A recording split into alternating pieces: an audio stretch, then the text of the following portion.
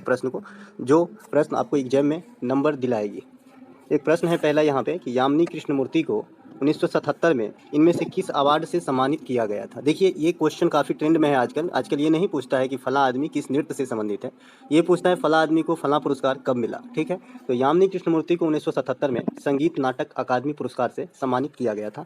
यामिनी कृष्णमूर्ति जो है ये, जैसा कि आप जानते हैं, ये भरतनाट्यम के मशहूर नृत्यांगना है और भरतनाट्यम आपके 8 शास्त्रीय नृत्य में से एक नृत्य है जो आपके तमिलनाडु राज्य से ताल्लुक रखता है। यामिनी कृष्णमूर्ति को जो है पद्मश्री भी मिल चुका है, इसके अलावा आपका जो है पद्म भूषण भी मिल चुका है, पद्म भूषण और पद्म विभूषण भी मिल चुका है। ये सभी पुरस्कार जो भी पद्म कैडर में आते हैं, तभी तीनों पुरस्कार जो है यामिनी कृष्णमूर्ति को मिल चुका है। साथ ही साथ संगीत नाटक अकादमी पुरस्कार भी मिल चुका है। बात करें यामिनी कृष्णमूर्ति को जो पद्मश्री मिला था, ये आपको बहुत पहले 1968 ईस्वी में मिला था पद्मश्री। उसके बाद आपका जो है पद्म भूषण 2001 ईस्वी में मिला था इनको, और पद्म विभूषण से इन्हें 2016 में सम्मानित किया गया था। ठीक है, इसके अलावा जो 2023 के लिए जो पद्म पुरस्कार की वितरण हुआ है 2023 में 2022 के लिए, तो ये जो है आपका 6 को पद्म विभूषण मिला है, पद्म विभूषण मिला है आपको कितने को, तो 6 को, और पद्म भूषण मिला है आपको 9 आदमी को। तो ये बात भी ध्यान रखेंगे, डायरेक्ट पूछता है कि इस बार कितने आदमी को पद्म विभूषण और पद्म भूषण जो है दिया गया। तो इस क्वेश्चन के लिए राइट आंसर ऑप्शन नंबर 3 हो जाएगा। संगीत नाटक अकादमी पुरस्कार 1977 में इन्हें दिया गया था। पद्मश्री भी पाए हैं, पद्म भूषण और पद्म विभूषण भी पाए हैं, जिसका मैंने इसलिए अभी बता दिया है। चलते हैं आगे। अगला जो हमारा प्रश्न है, ये प्रश्न है कि 17वीं शताब्दी में तालाब के पानी को माइक्रोस्कोपिक जांच के द्वारा दर्जनों प्रोटिस्ट देखे गए तथा उनका नाम एमिलिकुलस या हरी शैवाल किसने रखा था। सीधे सीधे ये क्वेश्चन है कि हरी शैवाल जो है ये नामकरण किसने दिया था, या फिर शैवाल का जो है पता किसने लगाया था। ये क्वेश्चन आपसे एग्जामिनर कर रहा है। तो ये क्वेश्चन का राइट आंसर है ऑप्शन नंबर 3, एंटोन वैन ल्यूहॉक जो है, ल्यूवेनहॉक, ये आपका शैवाल के खोजने का काम किया था। ल्यूवेनहॉक का नाम काफ़ी चीज़ों से जुड़ा हुआ है, जैसे जीवाणु का पिता भी आपको ल्यूवेनहॉक को ही कहा जाता है, बैक्टीरिया के खोजकर्ता। साथ ही साथ जीवित सेल, जीवित कोशिका के खोजकर्ता जो है आपके ल्यूवेनहॉक ही है। तो जीवित कोशिका अगर एग्जाम में आ जाए तो ल्यूवेनहॉक को ही मार के आइएगा, ल्यूवेनहॉक ने ही जीवित कोशिका को खोजा है। लेकिन अगर खाली कोशिका शब्द आ जाए कि भाई कोशिका शब्द जो है किसने खोजा है, तो रॉबर्ट हुक जो है, ये रॉबर्ट हुक नामक वैज्ञानिक जो आपका इंग्लिश वैज्ञानिक है, यानी इंग्लैंड के रहने वाले थे, इन्होंने कोशिका का पता लगाया था, लेकिन मृत कोशिका का। ठीक है, कोशिका का पता लगाया था लेकिन मृत कोशिका का, डेड कोशिका का। लेकिन जो लाइव कोशिका का पता लगाने का काम किया ये ल्यूवेनहॉक किए हैं। तो इस क्वेश्चन का राइट आंसर भी शैवाल के खोजकर्ता ल्यूवेनहॉक हो गए, जीवाणु के पिता ल्यूवेनहॉक हो गए, जीवित कोशिका के खोजकर्ता ल्यूवेनहॉक हो गए। रॉबर्ट हुक जो है कोशिका शब्द का पता लगाया था। रॉबर्ट कोच जो आप देख रहे हैं, ये आपका जो है टीबी का नाम आपने सुना होगा, हाँ, ट्यूबरकुलोसिस बीमारी होती है, और एक कॉलरा, कॉलरा को हैजा भी कहते हैं। ये दोनों बीमारियों को पता जो है कौन लगाया था, तो रॉबर्ट कोच नामक वैज्ञानिक लगाया था। इसके बारे में ग्रुप डी में पूछा गया था कि ये किस देश के रहने वाले हैं रॉबर्ट कोच, तो ये जर्मनी के जो है साइंटिस्ट थे। इसके अलावा शैवाल के अध्ययन को जो है फाइकोलॉजी कहा जाता है। क्या कहा जाता है? फाइकोलॉजी कहा जाता है आपको शैवाल के अध्ययन को। और क्लोरेला नामक शैवाल जो है इसे अंतरिक्ष यात्री के द्वारा प्रयोग किया जाता है, अंतरिक्ष यान में ले जाया जाता है ताकि जो है भोजन की भी पूर्ति हो और ऑक्सीजन भी फुलफिल होता रहे। एक आपने साइनोबैक्टीरिया का नाम सुना होगा, आपके एग्जाम में आता है कि भाई साइनोबैक्टीरिया किस मतलब किसके अंतर्गत आप रखते हैं साइनोबैक्टीरिया को, तो साइनोबैक्टीरिया को नीलहरित शैवाल भी कहते हैं, नीलहरित शैवाल भी कहते हैं। नीलहरित शैवाल सभी आदमी ने देखा है, ऐसा नहीं कि खाली समुद्र में ही मिलता है। ये गाँव घर में जो धान की खेती होती है और धान में जो पानी लगी रहती है बहुत दिनों तक, तो उसमें आप हरा हरा इसे हाथ से उठाएंगे तो उठ जाएगा, ये नीलहरित शैवाल ही है और कुछ नहीं है। इसके अलावा एडवर्ड जेनर जो है, ये आपने चेचक के टीका के खोज किया था। चेचक का टीका का जो है खोजकर्ता कौन है? एडवर्ड जेनर है। और एडवर्ड जेनर जो चेचक के टीका के खोज किए थे, तो ये चेचक किससे होता है? तो ये वायरस से होती है, और इस वायरस का नाम है बैरियोला वायरस। बैरियोला वायरस से आपका चेचक या छोटी माता या फिर चिकन पॉक्स भी इसे कहते हैं। चलते हैं आगे।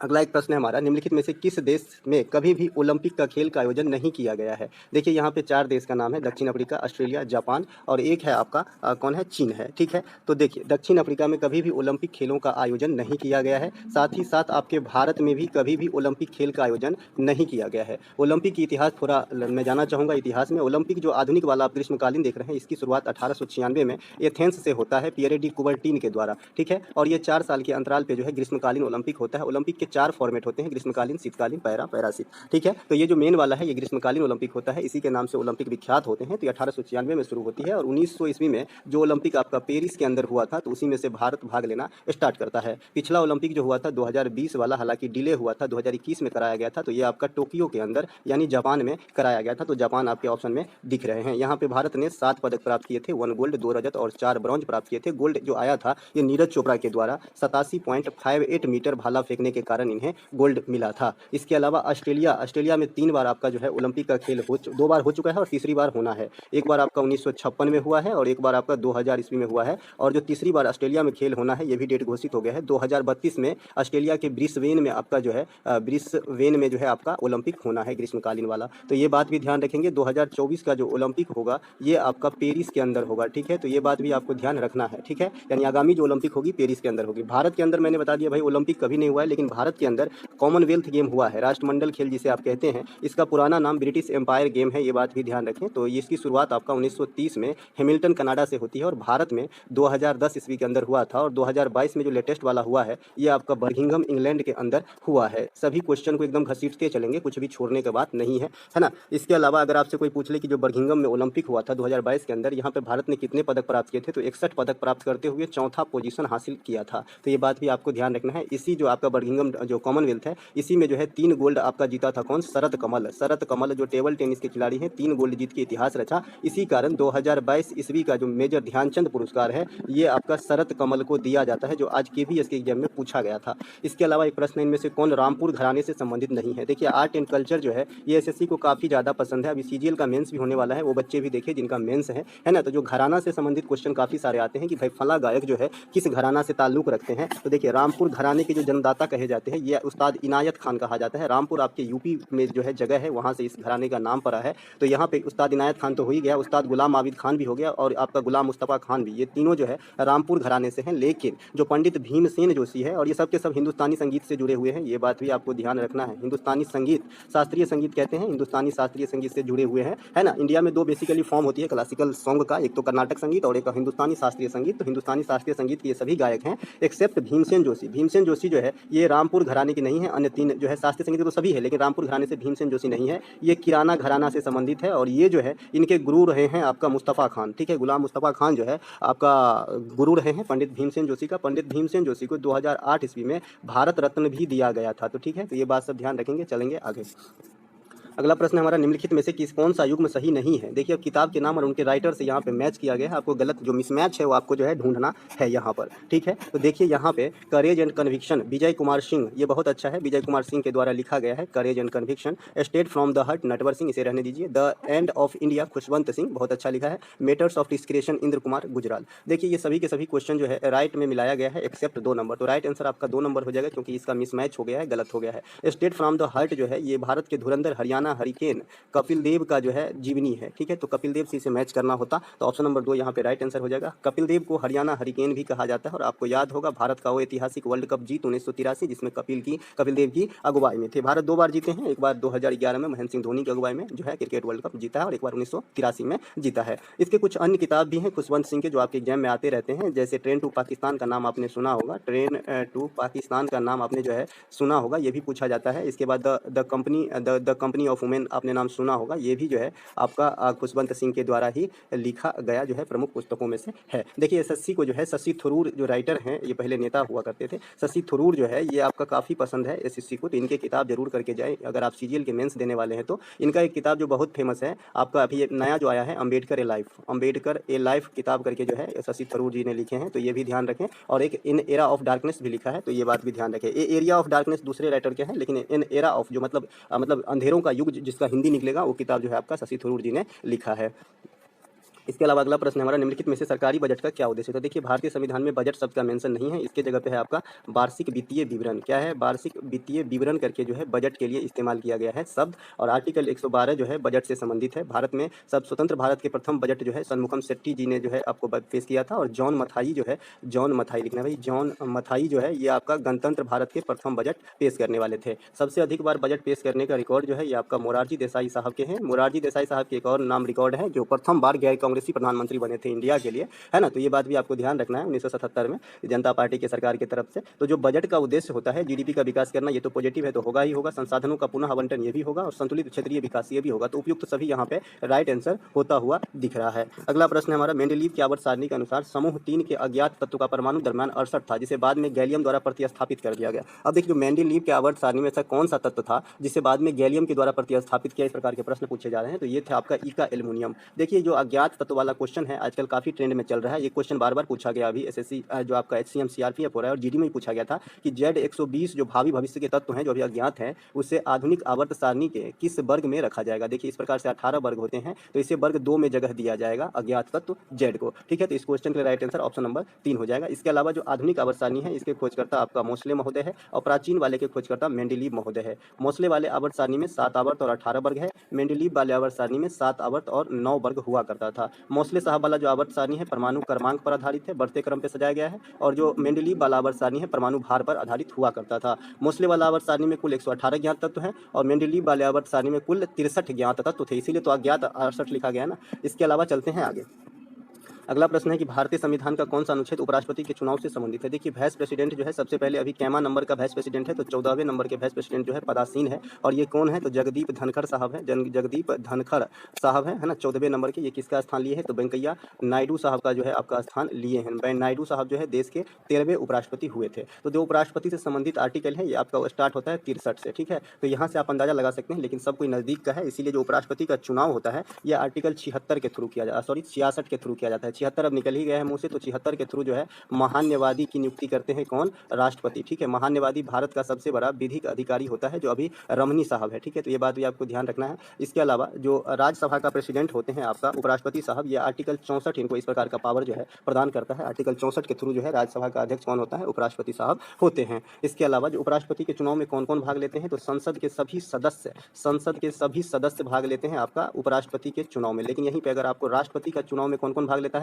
तो लोकसभा, राज्यसभा और राज्य विधानसभा के ओनली निर्वाचित सदस्य भाग लेते हैं, यानी जिसका मनोनीत किया जाता है वो भाग नहीं ले सकता है प्रेसिडेंट के चुनाव में। लेकिन जो उपराष्ट्रपति के चुनाव होते हैं इसमें दोनों सदनों के सभी सदस्य भाग लेते हैं। अगला जो प्रश्न है हमारा ये है भाई कि किस विश्व प्रसिद्ध कुचिपुड़ी नृत्य जोड़ी होना चाहिए, मतलब कपल हैं, द्वारा राष्ट्रीय राजधानी क्षेत्र में नाट्य तरंगिणी की स्थापना की गई। अब राष्ट्रीय राजधानी क्षेत्र है, मतलब यहाँ ये जो है आंध्र प्रदेश के रिगार्ड में बोला जा रहा है, तो ये हैदराबाद में किए हैं। और ये नाट्य तरंगिणी की स्थापना जो है आपका राधा रेड्डी और राजा रेड्डी, ये दोनों जो है कपल हैं, इन्होंने ही किया है। और ये किस नृत्य से जुड़ा हुआ है, जैसा कि इस क्वेश्चन से ये स्पष्ट है कि ये कुचिपुड़ी नृत्य से संबंधित है। ठीक है, रेड्डी फैमिली जो है लगभग कुचिपुड़ी से है। झावेरी फैमिली, झावेरी बहन है एक्चुअली, तो ये जो भी है ये आपका मणिपुरी नृत्य से संबंधित है। महाराज सरनेम रहेगा, तो आप जो है याद है तो बहुत अच्छा, नहीं याद है तो कथक नृत्य मार करके आएंगे। ठीक है, तो ये कुछ क्लू है जिसे आप रखेंगे। और मणिपुरी में जो है सिंह भी होता है। ठीक है, झावेरी बहन के साथ साथ सिंह भी याद रखेंगे, जैसे सोनरिक सिंह, गोपाल सिंह, अतंब सिंह, है ना। इसके अलावा इनमें से कौन सा पौधा कीट भक्षी नहीं है। देखिए कीट भक्षी पौधे का जो है, कुछ पौधे ऐसे होते हैं जो अपने पत्ते पे दूसरे जीव को बैठा लेते हैं, उससे कुछ निकलता है जिसमें चिपका के उसे भक्षण कर लेते हैं, तो ऐसे पौधे को जो है परजीवी कहा जाता है, कीट भक्षी पौधा कहा जाता है। परजीवी का हिंदी ही क्या होता है बताइए। परजीवी मतलब जो पैरासाइट होता है, जो दूसरे पे आपका जो है आश्रित होता है, जैसे माथे में यानी जो बाल में जू पाया जाता है, ये भी आपका एक परजीवी है ना। ये दूसरे पे डिपेंड है कि बाल में रहेगा और खून चूसेगा। ठीक है, तो ड्रोसरा ये एक जो है पौधा का नाम है जो कीट भक्षी है। साथ ही साथ डायोनिया ये भी आपका एक पौधा है जो कीट भक्षी है। इट्रोक्लेरिया ये उसका नाम तो आप सुने होंगे, ये फेमस है, ये भी कीट भक्षी पौधा है। और अमरबेल भी परजीवी में आ जाता है। तो यहाँ पे कोई भी ऑप्शन जो है राइट नहीं है, सभी ऑप्शन जो है कीट भक्षी पौधे से ही संबंधित है। जो आपका अमरबेल है ये काफी हद तक परजीवी की श्रेणी में आते हैं, और परजीवी से स्पष्ट है कि भाई दूसरे पे आश्रित रहने वाला, इसीलिए यहाँ पे राइट आंसर नहीं होता है। तो इन चारों का ध्यान रखें। अमरबेल सभी ने देखा होगा, बिना जड़ का ही जो है कितने सारे लताएं बना लेते हैं, पेड़ के ऊपर पाया जाता है। ठीक है, इसके अलावा क्षेत्रीय ग्रामीण बैंकों की स्थापना किस समिति की सिफारिश पर की गई थी। देखिए भारत में अब क्षेत्रीय बैंक की स्थापना होता है क्या, तो कहिएगा कि नहीं होता है। ठीक है, बंद करा दिया गया है। लेकिन ये किस समिति की अनुशंसा पे लाया गया था, तो ये आपका नरसिम्हा समिति की अनुशंसा पे लाया गया था। ऑप्शन नंबर 3 यहाँ पे राइट होता हुआ नजर आ रहा है। क्षेत्रीय बैंक की स्थापना 1975 में कराया गया था। एक देखिए क्वेश्चन पूछा गया था एसएससी जीडी में कि बांग्लादेश ग्रामीण बैंक की स्थापना कौन किए हैं, तो मोहम्मद यूसुफ है ना, जो आपका बांग्लादेश ग्रामीण बैंक के जो है स्थापना की है, क्योंकि ये बड़े कैरेक्टर है मोहम्मद यूसुफ, इसीलिए इनकी ये क्वेश्चन को पूछा गया था। इसके अलावा जो आपका एक भारतीय राज्य है गोवा, यहाँ पे आपका कोई भी क्षेत्रीय ग्रामीण बैंक नहीं है, तो ये बात भी ध्यान रखेंगे, यहाँ पे क्षेत्रीय बैंक का अभाव है। इसके अलावा शिवरामन समिति के अनुशंसा पे जो है ये आपका नाबार्ड का स्थापना हुआ था 12 जुलाई 1982 को, है ना। ये नाबार्ड जो है कृषि के क्षेत्र में सर्वोच्च संस्था है जो लोन मुहैया कराता है। इसके अलावा बलवंत मेहता समिति का संबंध जो है पंचायती व्यवस्था से है। अशोक मेहता समिति, बलवंत मेहता समिति, सादिक अली समिति, ये सभी पंचायत व्यवस्था से संबंधित है। इसके अलावा कलेक्टर समिति जो है ये भी जो है आपका जो ये जीएसटी जो आया था उससे किससे संबंधित है? जीएसटी के लिए सिफारिश करने में कलेकर समिति का भी योगदान है। जीएसटी इंडिया में 2017 1 जुलाई को लगाया गया था, सबसे पहले असम में लगाया गया था। मैक्सिमम जो है 28% इंडिया में हो सकता है। ये इनडायरेक्ट कर का उदाहरण है। जीएसटी से संबंधित आर्टिकल 279A है, इसे जीएसटी परिषद कहते हैं। जीएसटी परिषद की अध्यक्षता जो है भारत के वित्त मंत्री के द्वारा किया जाता है। इसके अलावा एक प्रश्न है, प्राचीन भारत में चिकित्सा के विषय में निम्नलिखित में से किसका योगदान था? सीधे सीधे पूछ रहा है कि चिकित्सा से कौन सा कैरेक्टर जुड़ा हुआ है। तो एक तो भास है, एक चरक है, पाणिनि है, चाणक्य है। दोस्तों अगर अच्छा लगा हो तो लाइक कीजिएगा, है ना। मैं ऐसे ही इस प्रश्न को रखूंगा जो आपके एग्जाम में नंबर्स दिलाएंगे और इतने एक्स्ट्रा फैक्ट के साथ, तो आपका जो है बहुत सारे फायदा ही होने वाला है। कोई टाइम पास यहाँ पे नहीं कराऊंगा, क्योंकि मैं आपसे बेहतर जानता हूँ कि बेरोजगारी क्या होता है। एक दिन ऐसा था कि मैं भी आपकी जगह ही था, है ना, और सबका बात सुनते हुए, है ना, यहाँ तक जो है जैसे मैं आज बोल रहा हूँ, मैं भी किसी का सुनता था और सुन के जो पॉजिटिव हुआ उसे अपनाया, और जो आज कुछ है, जो कुछ मैं आपके सामने हूँ, देख ही रहे हैं आप। प्राचीन भारत में चिकित्सा के विषय में निम्नलिखित में से किसका योगदान था? तो भास है, चरक है, पाणिनि है, चाणक्य है। देखिए इसमें से राइट आंसर आपका हो जाएगा चरक। चरक संहिता का नाम आपने सुना होगा, ये चरक से ही जुड़ा हुआ है, चरक संहिता, जो आपका चिकित्सा विज्ञान से संबंधित थॉट है, ठीक है। तो आपका राइट आंसर चरक हो जाएगा। पाणिनि भाई जो है, पाणिनि किससे संबंधित है? तो ये व्याकरण है, जो व्याकरण जानता है उसे व्याकरण कहा जाता है, ठीक है। तो संस्कृत व्याकरण के जनक जो है पाणिनि है। इसके अलावा जो चाणक्य है, इनके जो कृति है ये आपका अर्थशास्त्र है, और अर्थशास्त्र किस विषय पे है? तो इकोनॉमिक्स पे। गलत हो जाएगा, इकोनॉमिक्स पे लिखा गया किताब नहीं है, ये है आपका कानून, लॉ पे लिखा गया किताब, ठीक है। इसके बाद जो आपका भास है, ये स्वपन भासवदा करके एक किताब लिखे हैं, तो इनके नाम से उस किताब में भी इनका नाम इंक्लूड है, तो इसीलिए बताने की जरूरत नहीं है। फेफड़ों से संबंधित रोग टीबी या तपेदिक में कौन सा टीका लगाया जाता है? देखिए टीबी जो होता है, ट्यूबरकुलोसिस, इसमें जो है आपका बीसीजी का टीका लगाया जा सकता है। तो बीसीजी का जो है टीका का कई बार फुल फॉर्म भी आपके एग्जाम में पूछे गए हैं, तो इसका होता है वैसिल क्लामेट ग्वारिन, वैसिल कालमेट ग्वारिन होता है, ठीक है। इस प्रकार से जो है इसका नाम है। डीडीपी का टीका जो है डिप्थीरिया और टेटनस वगैरह में लगाया जाता है ना। बेरियोला एक वायरस का नाम है जिसके कारण आपका चेचक रोग हो जाता है। इसके अलावा टेटनस जब कट पट जाता है तो इस टेटनस का रोग हो जाता है, और टेटनस जब गंभीर अवस्था में आ जाता है तो इसी बीमारी को लॉकजा कहते हैं। एसएससी सीजीएल में पूछा गया क्वेश्चन है कि लॉकजा क्या है, ठीक है। इसके अलावा कुछ अन्य जो यहाँ पे टीका का नाम है, जैसे चिकन पॉक्स में बेरियोला टीका है ना, अभी मैं बात कर लिया बेरियोला वायरस से हो रहा है तो चेचक के टीका बेरियोला टीका। खोजकर्ता कौन है? आपका एडवर्ड जेनर। खसरा, मम्स और रुबेला में एमएमआर टीका दिया जाता है। पोलियो में पोलियो का टीका जाता है। पोलियो का टीका का खोजकर्ता कौन है? ये भी आपसे पूछा जाता है। तो अल्बर्ट साबिन है। अल्बर्ट साबिन जो है ये आपका ओरल पोलियो को टीका का खोज करता है। वैसे जोनास साल्क जो है ओवरऑल पोलियो का टीका खाली लिखा रहेगा तो जोनास साल्क मार के आएंगे, लेकिन अगर ओरल पोलियो का जो ड्रॉप आजकल चलती है टीका के रूप में तो ये अल्बर्ट साबिन ने खोजा था। इसके अलावा जनगणना 2011 के अनुसार भारत में जनसंख्या घनत्व कितनी है? तो आपको तो ये क्वेश्चन याद होना चाहिए। तो जनसंख्या घनत्व जो है आपका 382 है ना। 943 लिंगानुपात है। यहाँ पे एक सीट मिलेगी आपको जिसमें आपको फिर से मैं बताऊंगा। टोटल जनगणना के अनुसार 2011 में जनसंख्या जो था 1.21 अरब था। लिटरेसी रेट 74.04, पुरुष का 82 था और महिला का जो था 64.6 था। जनसंख्या घनत्व 382, लिंगानुपात 943 था, ठीक है। तो जनगणना के बारे में कुछ डाटा आपको याद रहना चाहिए।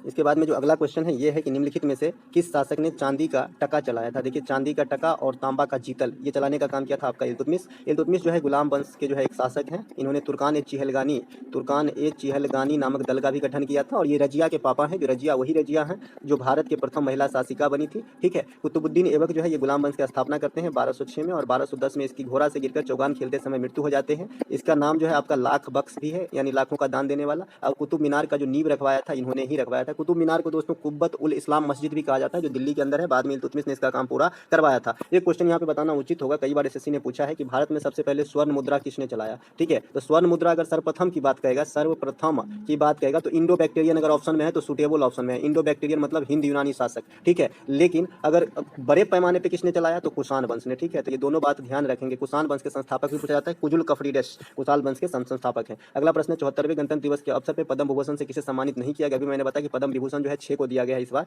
ये कौन कौन सा है? श्री बालकृष्ण दोषी, श्री जाकिर हुसैन जो तबला वादक हैं, श्री एस.एन. कृष्णा, श्री दिलीप महालविश, श्री श्रीनिवास वर्धन और मुलायम सिंह यादव जो आपके यूपी के भूतपूर्व जो है आपके सीएम रहे हैं, और इनकी मृत्यु हो गई थी 2022 के अंदर। संसद में विपक्ष के नेता के वेतन और भत्ते किस वर्ष पहली बार अधिनियम पारित किए गए? तो 1970 में। विपक्ष के नेता कौन हो? संसद में जो लोक लेखा समिति के अध्यक्ष होते हैं ये आपका विपक्ष का नेता होता है, लोक लेखा समिति के अध्यक्ष। लोक लेखा समिति में दोस्तों टोटल 22 सदस्य होता है, 15 लोकसभा से और 7 राज्यसभा से। तो ये बात भी ध्यान रखेंगे। एक समिति इसी फॉर्म में और आता है आपका प्राक्कलन समिति, इसमें 30 सदस्य होते हैं खाली लोकसभा के, इसमें राज्यसभा का कोई रोल नहीं होता। तो इस क्वेश्चन के लिए राइट आंसर ऑप्शन नंबर 1977 हो गया था। अगला प्रश्न है ICC T20 cricketer of the year 2022 के लिए किसे चुना गया है? तो ये आपका सूर्य कुमार यादव को चुना गया है, और इसे शायद जो है अब जो मिल भी गया है, शायद टी20 cricketer of the year 2022 Surya Kumar Yadav ही जो है बनेंगे।